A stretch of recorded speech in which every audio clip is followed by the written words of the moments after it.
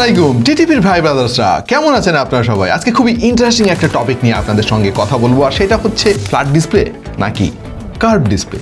আপনার পছন্দ কোনটা? রিসেন্টলি আমরা দেখতে পাচ্ছি যে এই টপিক নিয়ে অনেক আলাপ হচ্ছে, কারণ আমাদের গ্রুপে অনেকে পোস্ট করতেছে ভাই আমি কি ফ্ল্যাট ডিসপ্লের ফোন কিনবো নাকি কার্ভ ডিসপ্লের ফোন কিনবো, এই দুটার মধ্যে পার্থক্য কি এবং কোনটার সুবিধা কি কি। এইটা বেসিক্যালি খুবই কনফিউশনের একটা ব্যাপার। সুতরাং আজকের ভিডিওতে আমরা এই কনফিউশন দূর করার চেষ্টা করব। এই ভিডিওটা যদি শুরু থেকে শেষ পর্যন্ত আপনারা দেখেন তাহলে আপনার সমস্ত কনফিউশন দূর হয়ে যাবে, আপনি একটা ডিসিশন নিতে পারবেন আর কি। দেখেন, এই ফ্ল্যাট ভার্সেস কার্ভ এই ডিসপ্লের কনফিউশনটা কিন্তু কয়েক বছর আগেও ছিল না, রিসেন্টলি হচ্ছে। তার কারণ হলো কার্ভ ডিসপ্লে ফোন অনেক কম দামে পাওয়া যাচ্ছে। আগে তো ভাই যে সমস্ত কার্ভ ডিসপ্লে ফোন মার্কেটে দেখা যেত ওইগুলো কিডনি টাচিং দাম ছিল আর কি, লাখ টাকার উপরের ফ্ল্যাগশিপ ফোনগুলোতে কার্ভ ডিসপ্লে থাকতো। কিন্তু ইদানিং খেয়াল করে দেখেন আইটেল S23 প্লাস ফোনেও 20,000 টাকার ভেতরে কার্ভ ডিসপ্লে পাওয়া যাচ্ছে। তো যখন আমাদের মতো আমজনতার কাছে এই কার্ভ ডিসপ্লে ফোন চলে এসেছে তখনই মূলত কনফিউশনটা চলে এসেছে যে ভাই আমি আসলে কার্ভ ডিসপ্লে ফোন কিনবো, এটা কিনলে কি কোনো অসুবিধা হবে আমার ভবিষ্যতে, বা ফ্ল্যাট ডিসপ্লের লিমিটেশনগুলো কি কি, সুবিধা কি কি, অসুবিধা কি কি, ইত্যাদি ইত্যাদি। ভিডিও শুরু করার আগে কিছু জিনিস শেয়ার করতে চাই আপনাদের সঙ্গে, আর সেটা হলো ভাই নভেম্বর মাস তো চলে এসেছে এবং সেই সঙ্গে আসতে চলেছে দারাজ 11/11 ক্যাম্পেইন। দেখেন, দারাজ নিয়ে আমরা সবসময় অনেক কথা বলি, কখনো সমালোচনা করি, কখনো আমরা প্রমোট করি, কিন্তু ব্যক্তিগতভাবে আমি একটা জিনিস কখনো মিস করি না, আর সেটা হলো দারাজের 11/11 ক্যাম্পেইন। যারা অনলাইনে টুকটাক কেনাকাটা করেন তারা জানেন যে দারাজের এই 11/11টা কিন্তু খুবই স্পেশাল একটা ক্যাম্পেইন, এবং এই বছর এটা আরো বেশি স্পেশাল। তার কারণ হলো এবার 80% পর্যন্ত ফ্ল্যাশ সেলে আপনি প্রোডাক্ট কিনতে পারবেন। সেই সাথে রয়েছে 50 কোটি টাকার ভাউচার সবার জন্যই, ফ্রি ডেলিভারি তো রয়েছে, সেই সঙ্গে বিকাশ পেমেন্টে পেয়ে যাবেন 15% ইনস্ট্যান্ট ক্যাশব্যাক, আর ব্যাংক পেমেন্টে তো ডিসকাউন্ট রয়েছে। আরো রয়েছে 14 দিনের ফ্রি রিটার্ন পলিসি। আর একটা ইন্টারেস্টিং জিনিস এবার যুক্ত হয়েছে দারাজের 11/11 ক্যাম্পেইনে, আর সেটা হচ্ছে যে ভাই 11 টাকায় কিছু বিশেষ প্রোডাক্ট থাকবে, 111 টাকায় কিছু জিনিস থাকবে, এবং 1011 টাকায় মানে এই 1 জোনে দারুণ দারুণ কিছু প্রোডাক্ট থাকবে, যেগুলো আপনি ক্যাটাগরি ওয়াইজ সিলেক্ট করে কার্টে অ্যাড করে পারচেস করতে পারবেন। অলরাইট, এবার চলেন আমরা মূল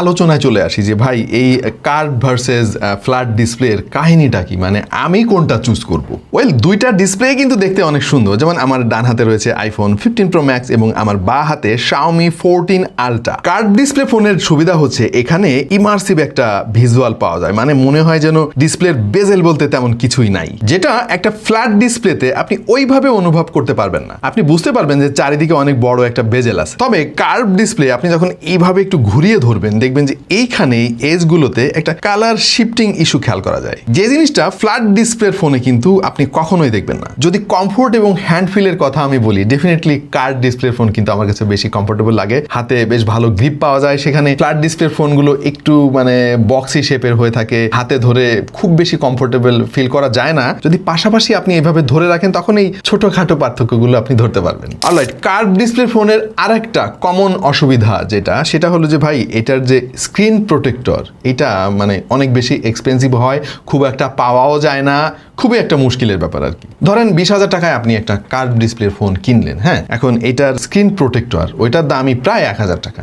আপনি চিন্তা করে দেখেন, আপনি 10 থেকে 15 বার যদি এই ডিসপ্লে চেঞ্জ করেন তাহলে অলমোস্ট আরেকটা ফোনের দাম হয়ে যাচ্ছে। সেখানে একটা ফ্ল্যাট ডিসপ্লে ফোনের স্ক্রিন প্রোটেক্টরের দাম কিন্তু 200 টাকার আশেপাশে হয়ে থাকে, বা একটু ভালো কোয়ালিটির হলে হয়তো 400-500 টাকা হতে পারে। সো এখানে অনেক টাকার একটা গ্যাপ আছে। আরও কিছু জিনিস একটু যুক্ত করা দরকার কার্ভ ডিসপ্লের ক্ষেত্রে, আর সেটা হচ্ছে যে ভাই এই যে কার্ভ ডিসপ্লের স্ক্রিন প্রোটেক্টর আপনি লাগালেন, এই স্ক্রিন প্রোটেক্টর লাগানোর পরে আপনি যদি তার সঙ্গে ব্যাক কভার ব্যবহার করেন, ব্যাক কভার ব্যবহার করলে কি হবে জানেন, ওই কার্ভ ডিসপ্লে যে স্ক্রিন প্রোটেক্টর ওইটা ওঠা আরম্ভ হবে, কারণ বেশিরভাগ ব্যাক কভারের ডিজাইন কিন্তু ওই স্ক্রিন প্রোটেক্টরের সঙ্গে সামঞ্জস্য রেখে বানানো হয় না। এর ফলে কিছুদিন পরে একটু যখন ব্যাক কভারটা খোঁচা মারে উপরের এই স্ক্রিন প্রোটেক্টরকে, তখন আস্তে আস্তে উঠে যাওয়া শুরু করে। এখানে আরেকটা জিনিস উল্লেখ করা দরকার, অনেকে কিন্তু এই গ্লু দিয়ে কার্ভ ডিসপ্লে প্রোটেক্টরটা ফোনে লাগান, এতে রিস্ক আরও বেড়ে যায়। তার কারণ হচ্ছে ওই গ্লুটা আপনার ফোনের মধ্যে ডিসপ্লের মধ্যে প্রবেশ করে যাওয়ার ভালো একটা চান্স থাকে। আরেকটা জিনিস আমি আমার এক্সপিরিয়েন্স শেয়ার করতে চাই। আমি আমার কার্ভ ডিসপ্লের ফোন Mi 11 Ultraয়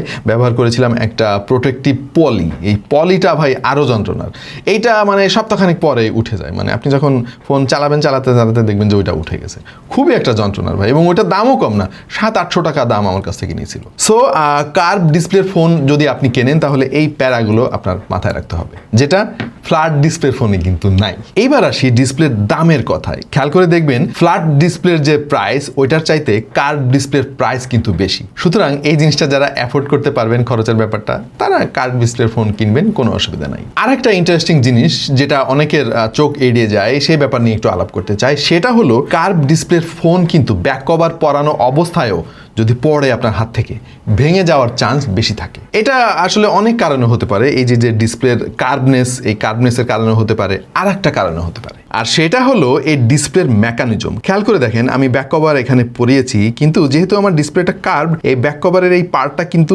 ডিসপ্লের ওপরে ওভারল্যাপ করতে পারবে না। তার কারণ হচ্ছে, তাহলে তো ভাই আপনি ডিসপ্লেটাই ঢেকে দিবেন। এর ফলে এই ডিসপ্লেটা কিন্তু খুবই রিস্কি অবস্থায় আছে। যদি কখনো এইভাবে ফোনটা পড়ে নিচের দিকে, তখনই কিন্তু ডিসপ্লের উপরে চাপ পড়বে। কিন্তু ওপর দিকে ফ্ল্যাট ডিসপ্লে ফোনের যে ব্যাক কভার, এই ব্যাক কভারগুলো কিন্তু কিছুটা ডিসপ্লের ওপরে চলে আসতে পারে। এর ফলে এই ফ্ল্যাট ডিসপ্লের ফোন যখন এইভাবে ফ্লোরে পড়বে, তখন কিন্তু ব্যাক কভারটা এই ফোনের ডিসপ্লেকে প্রোটেক্ট করবে। সো ব্যাক কভার এবং স্ক্রিন প্রোটেক্টর পরানোর পরেও আপনার কার্ভ ডিসপ্লে ফোনটা কিন্তু অনেক বেশি রিস্কে থাকবে। এইবার চলেন আলাপ করে আসি টাচ রেসপন্সিভ নিয়ে। কার্ভ ডিসপ্লে ফোনে মিস টাচ হওয়ার কিন্তু সম্ভাবনা অনেক বেশি, কারণ এজগুলোর একেবারে কোনা পর্যন্ত টাচ রেজিস্টার হয়। ওপর দিকে ফ্ল্যাট ডিসপ্লের ওরকম কোনো সম্ভাবনা নাই, কারণ আপনি ফোনটা যখন ধরবেন, খেয়াল করে দেখেন আপনার আঙুলটা কিন্তু ডিসপ্লের ভেতরে খুব একটা যাবে না, যেটা কার্ভ ডিসপ্লে ফোনের ক্ষেত্রে একেবারেই কমন। সো এখানে মিস টাচ হওয়ার কিন্তু অনেক বেশি সম্ভাবনা আছে কার্ভ ডিসপ্লের ক্ষেত্রে, এবং এই কারণে গেমাররা বিশেষ করে কার্ভ ডিসপ্লের ফোন খুব একটা পছন্দ করেন না।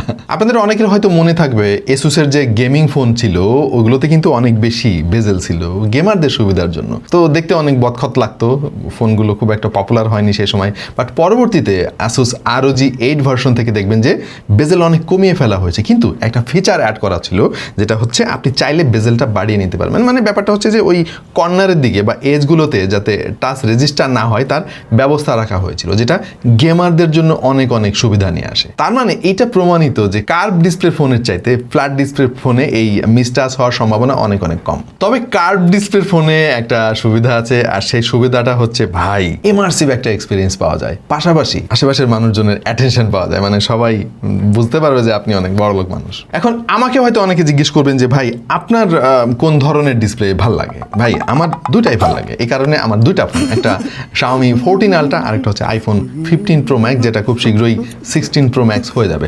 সো যেহেতু আমরা প্রযুক্তি নিয়ে কাজ করি, আমাদের সব ধরনের প্রযুক্তির সঙ্গে পরিচিত থাকা ভালো, এই কারণে আমি দুই ধরনের ডিসপ্লে ফোনই ব্যবহার করি। তো ফ্ল্যাট ডিসপ্লে নাকি কার্ভ ডিসপ্লে, এটা নিয়ে তো অনেক কনফিউশন আছে। তবে একটা জিনিস নিয়ে কোনো কনফিউশন নাই, আর সেটা হচ্ছে ফ্যাশন ব্র্যান্ড হিসেবে ফ্যাব্রি লাইফের কোনো বিকল্প নাই। এরকম স্টাইলিশ শার্ট যারা কিনতে চান, সামনে শীত আসতেছে, হুডি কিনতে হবে, ফুল হাতার টি-শার্ট কিনতে হবে, এবং গুণগত মানসম্মত প্রোডাক্ট চান রিজনেবল প্রাইসে, তাদের জন্য ফ্যাব্রি লাইফ হতে পারে অন্যতম সেরা পছন্দ। এবং আমাদের কুপন কোড যদি ব্যবহার করেন, তাহলে কিন্তু পেয়ে যাবেন 10% ইনস্ট্যান্ট ডিসকাউন্ট। বিস্তারিত ভিডিও ডেসক্রিপশনে। অলরাইট, তাহলে আপনার জন্য অ্যাপ্রোপ্রিয়েট ফোন কোনটা হবে? কার্ভ ডিসপ্লে ফোন নাকি ফ্ল্যাট ডিসপ্লে ফোন?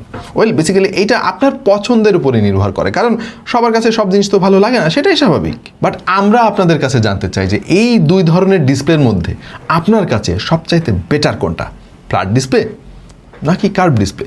একটু জানিয়ে দিন কমেন্ট সেকশনে। দেখেন, এই কার্ভ ডিসপ্লে নিয়ে এত কিছু হয়ে যাচ্ছে, অনেক দামি দামি ব্র্যান্ড কিন্তু এখন শুধুমাত্র কার্ভ ডিসপ্লে ফোন মার্কেটে আনে। ইভেন স্যামসাং থেকে শুরু করে অনেক Xiaomi, Vivo, Oppo থেকে শুরু করে সবাই ভাই কার্ভ ডিসপ্লেতে চলে যাচ্ছে। আইফোন এখনো পর্যন্ত ফ্ল্যাট ডিসপ্লেতেই আছে। এর পেছনে আসলে কারণটা কি বলে আপনার কাছে মনে হয়? জানিয়ে দিন কমেন্ট সেকশনে। তো আপাতত এই পর্যন্তই, দেখা হয়ে যাবে অন্য কোনো ভিডিওতে ভিন্ন কোনো বিষয় নিয়ে। সেই পর্যন্ত সবাই ভালো থাকুন, সুস্থ থাকুন, আর দেখতে থাকুন টেক টু দ্য পয়েন্ট।